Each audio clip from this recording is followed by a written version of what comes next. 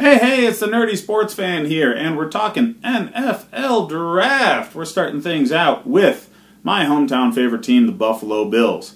Now, I know that people don't have a great attention span for this sort of thing, so we got to knock things out quick, folks. All right, the mock draft I'm going with is through the Draft Network's mock draft simulation. They do a very good job of creating a multiple round simulation where you can go through things against either yourself or a computer simulation based off of what they believe other teams will go for or what they think the other teams should go for based off of the available talent.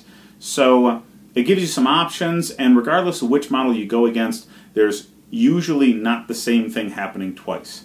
Now, this mirrors reality, so it's a great model, and I think that most teams have a number of needs in the top of the draft that are going to be able to be filled regardless of who's actually available. So it creates a lot of intrigue.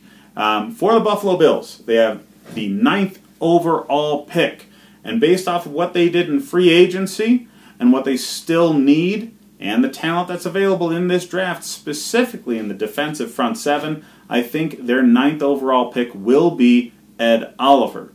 Now, I've said this in the past, and I really mean it. I don't think I'm going to be jumping off of this at any point. He was widely viewed as a top 2 or 3 sort of prospect just a year ago. And this year, I mean, you didn't see him improve drastically, but you didn't see him tail off either. And I don't understand why Nick Bosa, being out mostly due to injury, stays exactly where he was, but Ed Oliver plays through the season and doesn't show any sign of falling off, but he goes down. It doesn't make any sense to me whatsoever. He is not a prototypical size, I get it, but with somebody like him that's very quick and twitchy, very athletic, guards and centers can't keep up with him. So he will penetrate into the backfield and get after the quarterback. Pressure up the middle is what you need to go after quarterbacks that are pocket passers. What do you know? Tom Brady's in this division. It's a smart move for the Bills. They need to start playing to win this division, and the best way to do that is to find how you go after Tom Brady.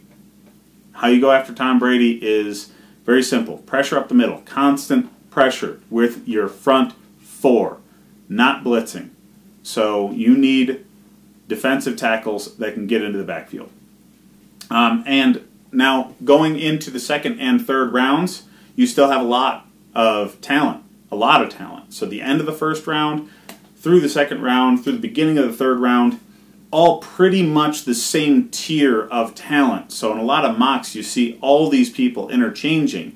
And it's for good reason. This is an extremely, extremely deep draft for defensive front 7 and for offensive line. It's kind of sneaky good for offensive line. So in the 2nd round, you have Dalton Risner available, who I would snap up in a heartbeat. I know they addressed a lot of offensive front players with free agency, but there's a reason these people are available in free agency. You know, other teams don't necessarily see them as a perfect fit for what they want to do, or they don't see them developing better.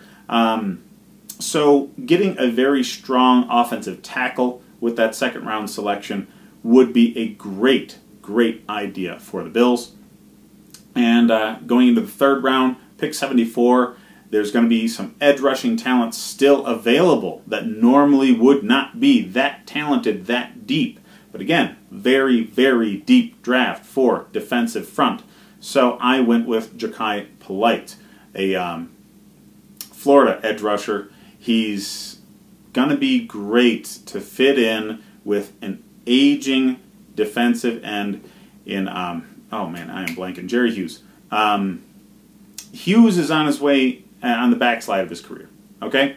You need somebody from edge rushing that's going to be able to complement him in a rotational role, but also just learn from him. He's fantastic. He was one of the most efficient pass rushers in the league, if not the most efficient last year.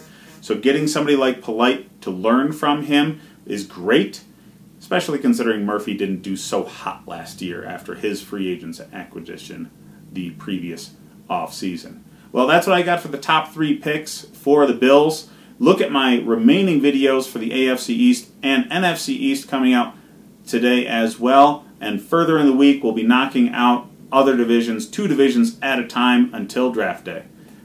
Like and subscribe if you enjoy the content, and check out the rest of those videos.